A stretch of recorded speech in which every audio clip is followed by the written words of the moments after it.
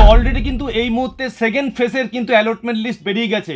অর্থাৎ যারা ফার্স্ট ফেজে অ্যাডমিশন নিয়ে নিয়েছিল তারা কিন্তু সেকেন্ড ফেজে আপগ্রেডেশন করেছিল অনেকে, এবং অনেকে প্রচুর স্টুডেন্ট ছিল তারা কিন্তু চান্সই পায়নি, তারা কিন্তু সেকেন্ড লিস্টের জন্য অপেক্ষারত ছিল।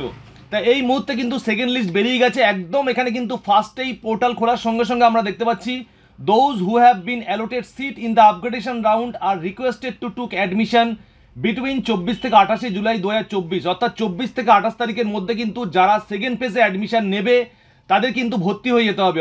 অর্থাৎ যারা আপগ্রেডেশন রাউন্ডে চান্স পেয়েছে, অর্থাৎ হায়ার লেভেলে চান্স পেয়েছে, কেউ ধরো পাসে ছিল তারা অনার্সে ভর্তি হবে, আপগ্রেডেশনের জন্য অ্যাপ্লাই করেছে, অথবা কারোর কলেজ পছন্দ হয়নি সে অন্য কোনো কলেজে আপগ্রেড করবে। এছাড়াও যারা ফার্স্ট রাউন্ডে ভর্তি হতে পারেনি তারা সেকেন্ড রাউন্ডের জন্য অপেক্ষারত ছিল, তারা কিভাবে ভর্তি হবে। তা আজকের এই গুরুত্বপূর্ণ ভিডিওতে একদম লাইভ আপনাদের দেখিয়ে দেবো আপগ্রেডেশন রাউন্ড কিভাবে আপনারা আপগ্রেড করবেন। তাই এখানে ইউজার আইডি রয়েছে, সভাপতি আমরা ইউজার আইডিতে আমাদের মেল আইডিটা দিয়ে দেবো এবং পাসওয়ার্ড এখান থেকে বসিয়ে আমরা লগ ইন বাটনের মধ্যে ক্লিক করব। তা আমরা মেল আইডি বসিয়ে দিয়েছি, পাসওয়ার্ড বসিয়ে দিয়েছি, লগ ইনের মধ্যে ক্লিক করলাম। তা লগ ইনে ক্লিক করার সঙ্গে সঙ্গে কিন্তু আমাদের সামনে পোর্টাল অর্থাৎ ড্যাশবোর্ড কিন্তু দেখিয়ে দেবে, আমরা এটা ক্লোজ করে দেবো। তা পোর্টাল খোলার সঙ্গে সঙ্গে এখানে দেখতে পাচ্ছেন ইম্পর্টেন্ট একটা নোটিশ দিয়ে দিচ্ছে, প্রত্যেকের জন্য কিন্তু এটা দরকারি। যারা অলরেডি প্রভিশনালি অ্যাডমিটেড হয়ে গেছে অর্থাৎ যারা ফার্স্ট লিস্টে ভর্তি হয়ে গেছে তাদের কিন্তু এই মুহূর্তে ডকুমেন্ট ভেরিফিকেশন করে নিতে হবে 6 তারিখের মধ্যে। নির্দিষ্ট কলেজে গিয়ে, যে কলেজে যে ভর্তি হয়েছে সেই কলেজে গিয়ে কিন্তু ডকুমেন্ট ভেরিফিকেশন করে নিতে হবে। তা ফিজিক্যাল ভেরিফিকেশনের জন্য কি কি ডকুমেন্টস লাগবে, ফিজিক্যাল ভেরিফিকেশনের জন্য কিন্তু আপনাদের নির্দিষ্ট কলেজের ওয়েবসাইটে আপনারা দেখে নেবেন। ফিজিক্যাল ভেরিফিকেশন কিন্তু শুরু হয়ে গেছে, 6 তারিখের মধ্যে কিন্তু ফিজিক্যাল ভেরিফিকেশন কিন্তু করে নিতে হবে। এবার এখানে ফিজিক্যাল ভেরিফিকেশনের জন্য লাস্ট যে পেমেন্ট রিসিপ্টটা রয়েছে সেই পেমেন্ট রিসিপ্টটা লাগবে। এছাড়াও আপনারা যে ফর্ম ফিল আপ করেছিলেন সেই ফর্মটা লাগবে কিন্তু, অর্থাৎ যে ফর্মটার প্রিন্ট আউট আমরা রেখেছিলাম, এবং আমরা পেমেন্ট করার পর একটা পেমেন্ট রিসিপ্ট বেরোয় সেই পেমেন্ট রিসিপ্টটা কিন্তু নিয়ে যেতে হবে। তা এই 3টে ডকুমেন্টস কিন্তু কলেজে নিয়ে যেতে হবে এবং আগামী 6 তারিখের মধ্যে কিন্তু এই 3টে ডকুমেন্টস নিয়ে কলেজে কিন্তু ভেরিফিকেশন প্রসেসটি কমপ্লিট করে নিতে হবে। তো এবার আমি স্টেপ বাই স্টেপ দেখিয়ে দেবো কীভাবে আপগ্রেডেশন করা যায়। তা প্রচুর স্টুডেন্ট রয়েছে যারা আপগ্রেডেশন করেছিল, তারা কিভাবে আপগ্রেডেশন করবে।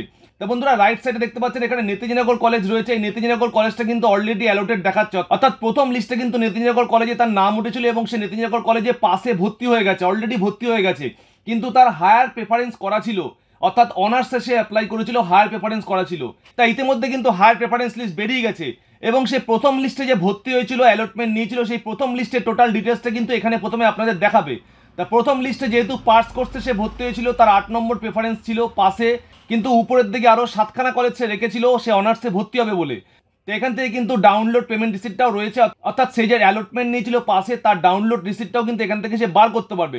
এবার যেহেতু সে আপগ্রেডেশন করেছে সেজন্য একটু নিচে এসে আপনারা দেখতে পাবেন, দেখুন এখান থেকে কিন্তু স্পষ্ট দেখাচ্ছে congratulation you have professionally selected admission to 28/7/2024। 28 তারিখ পর্যন্ত কিন্তু আপগ্রেডেশন রাউন্ডে সে কলেজকে আপগ্রেড করতে পারবে। দেখো এখন রাইট সাইডে কিন্তু আপগ্রেড বলে একটি অপশন চলে এসছে, এবং পূর্ববর্তী সময়ে সে যখন ভর্তি হয়েছিল তখন তার পাশে পেমেন্ট করতে হয়েছিল 2235 টাকা। এখন আপগ্রেডেশন রাউন্ডে সে অনার্সে চান্স পেয়ে গেছে নেতাজিনগর কলেজে, তার কিন্তু 2890 টাকা পেমেন্ট করতে হবে। তাহলে এই যে এক্সট্রা টাকাটা কিভাবে সে পেমেন্ট করবে, কিভাবে আপগ্রেড করবে, নিচে দেখো টেক অ্যাডমিশন বলে একটি অপশন রয়েছে। এই যে টেক অ্যাডমিশন বলে যে অপশনটি রয়েছে, এই টেক অ্যাডমিশনের মধ্যে আমরা ক্লিক করে দেবো। এখান থেকে দেখাচ্ছে সিলেক্ট ইউর সিট, তো একটু নিচের দিকে আমরা নেমে যাব। এখান থেকে কিন্তু আমরা সিট চুজ করবো আনরিজার্ভ, এবং এখান থেকে do you want to upgradation, আবার কিন্তু আপগ্রেডেশন অপশন চলে এসছে, অর্থাৎ থার্ড লিস্টের জন্য আপগ্রেডেশন রাউন্ড।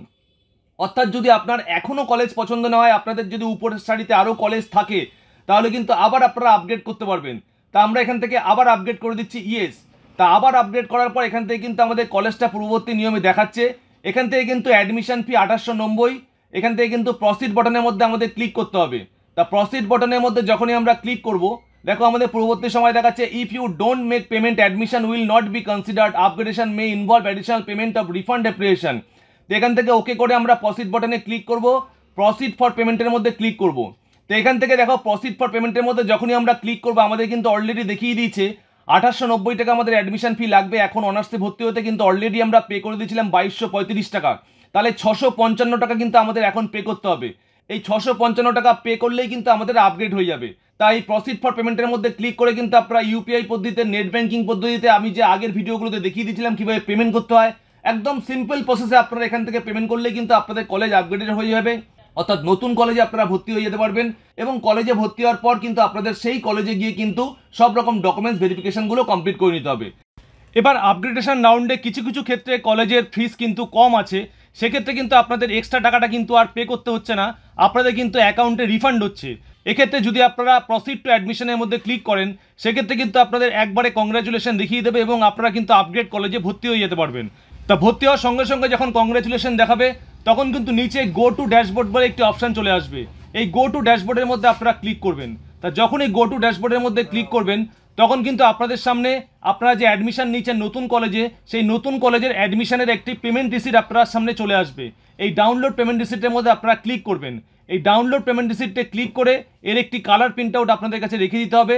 পরবর্তীকালে যখন কলেজে গিয়ে ভেরিফিকেশন হবে, তখন ভেরিফিকেশনে কিন্তু এই নতুন কাগজটি বা পেমেন্ট স্লিপটি আপনাদের লাগবে এবং আপনারা যে ব্যাঙ্ক অ্যাকাউন্ট দিয়েছেন ফর্ম ফিল আপের সময়, সেই ব্যাঙ্ক অ্যাকাউন্টে কিন্তু আপনাদের টাকাটা কিছুদিনের মধ্যে রিফান্ড হয়ে যাবে। তো এখান থেকে আমি আরও একবার দেখিয়ে দিচ্ছি মাই প্রেফারেন্স লিস্টে গিয়ে তার যে প্রেফারেন্স কলেজগুলো ছিল, সে কিন্তু 8টা কলেজ বা 10টা কলেজে অ্যাপ্লাই করেছিল, সেই জন্য একদম নিচে প্রেফারেন্স ছিল, কিন্তু এখন এই মুহূর্তে কিন্তু একদম উপরের প্রেফারেন্সে চলে এসছে। সেই জন্য এই উপরের প্রেফারেন্সে কিন্তু অনার্স শেষে চান্স পেয়ে গেছে, অর্থাৎ সেকেন্ড প্রেফারেন্সে চান্স পেয়ে গেছে। এখন আরও একবার আপগ্রেডেশন এসছে, তার কারণ তার একদম ফার্স্ট প্রেফারেন্স কিন্তু আরও একটা কলেজ ছিল, দীনবন্ধু ইন্ডুস কলেজ অনার্সে। সেটা যদি আপগ্রেড করে তাহলে কিন্তু সে যখন পরবর্তীকালে থার্ড মেরিট লিস্ট বেরোবে, সেই মেরিট লিস্টে কিন্তু তার দীনবন্ধু ইন্ডুস কলেজেও নাম আসতে পারে। তো এইভাবে কিন্তু আপনারা আপগ্রেড করে কিন্তু এই মুহূর্তে ভর্তি হয়ে যেতে পারবে। আর ভর্তি হওয়ার পর কিন্তু অবশ্যই প্রত্যেককে কলেজে গিয়ে কিন্তু সব ডকুমেন্ট ভেরিফিকেশনগুলো করে নিতে হবে। ডকুমেন্ট ভেরিফিকেশন কমপ্লিট না হলে কিন্তু অ্যাডমিশন প্রসেস কিন্তু কমপ্লিট হবে না, কারণ এটা কিন্তু প্রভিশনাল অ্যাডমিশন। প্রভিশনাল অ্যাডমিটেড যখন ডকুমেন্ট ভেরিফিকেশন কমপ্লিট হবে, তখন কিন্তু ফাইনাল অ্যাডমিশন গ্র্যান্ট হবে।